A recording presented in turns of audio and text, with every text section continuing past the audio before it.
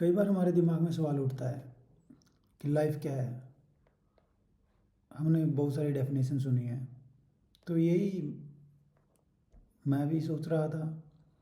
तो कोई बोलता है कि लाइफ मीनिंगलेस है, लाइफ सफरिंग है, लाइफ हैप्पीनेस है। कई बोलते हैं लाइफ इज़ रेस।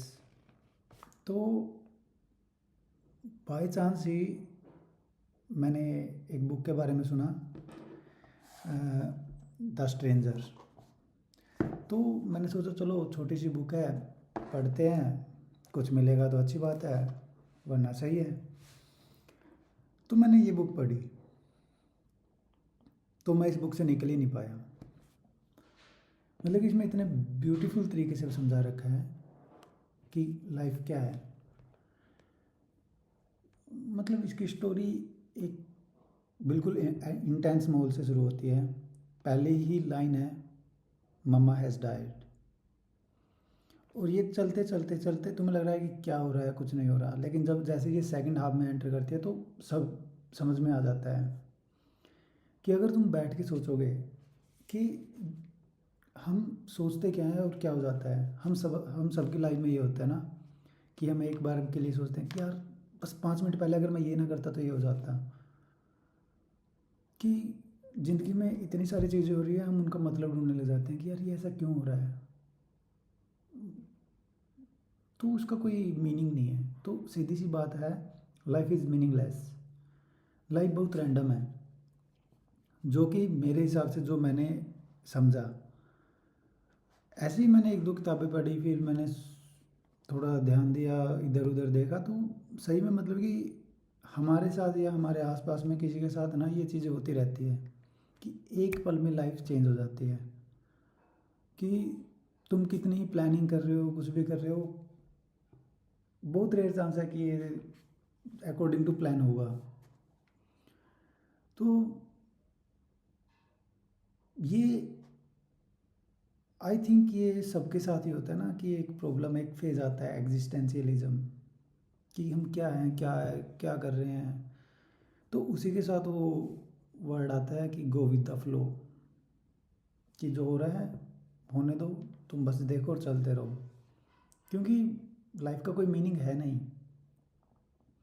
जो भी हो रहा है अपने तरीके से हो रहा है। तो इस मतलब इस बुक के पढ़ने के बाद मैं सीरियसली मैं मतलब कि मैंने इतना सोचा उस बारे में। तो आई थिंक पिछले 6 महीने से मैं उसी फेज में चल रहा हूँ कि सब मीनिंगलेस ही तो है, कि जो हो रहा है वो होने दो, तुम व्यर्थ की टेंशन छोड़ दो। तो जैसा बोलते हैं कि कुछ भी तो हमारे कंट्रोल में नहीं है, हम 1% भी नहीं है ना इस वर्ल्ड का। तो जब से मैंने मतलब कि ये सोचा, इस पे थोड़ा गौर किया, तो सच्ची में मतलब कि लाइफ इतनी इजी हो गई है कि मतलब मैं ये नहीं बोल रहा कि सब कुछ मेरे अकॉर्डिंग हो रहा है, मेरे उसमें हो रहा है, नहीं। लेकिन जिन चीज़ों को लेकर टेंशन होती रहती थी कि यार कहीं ये ना हो जाए, वो ना हो जाए, उनको एक बार अगर जाने दिया तो इतना इजी फील होता है कि अब जो चीज़ कंट्रोल में नहीं है उसकी टेंशन लेके क्या फ़ायदा।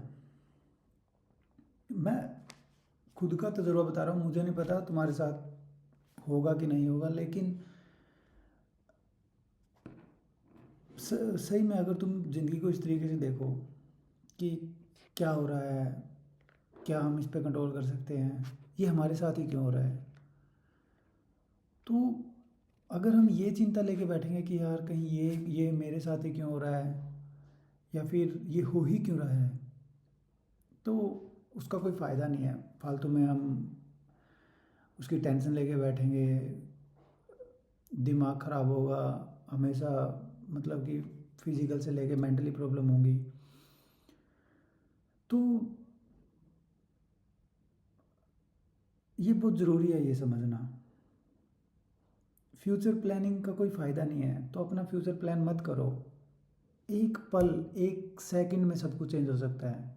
होते हुए देखा है मैंने कि एक बंदा अपनी प्लानिंग करके बैठा है तो अचानक से लाइफ में कोई एक मोड़ आता है और सब कुछ चेंज। ये मतलब कि मैं नहीं बोल रहा कि कुछ बुरा ही होगा, कुछ अच्छा भी हो सकता है, कुछ कुछ भी हो सकता है, और अच्छा बुरे का तो कोई बात ही नहीं है। बात ये है कि जो हम प्लान करते हैं वो नहीं होता। Life is random.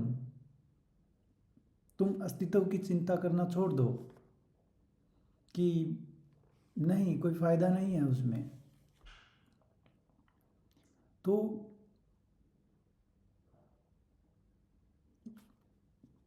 ये छोड़ो फालतू में ये सवाल का जवाब ढूंढना ना कि लाइफ क्या है जो भी है।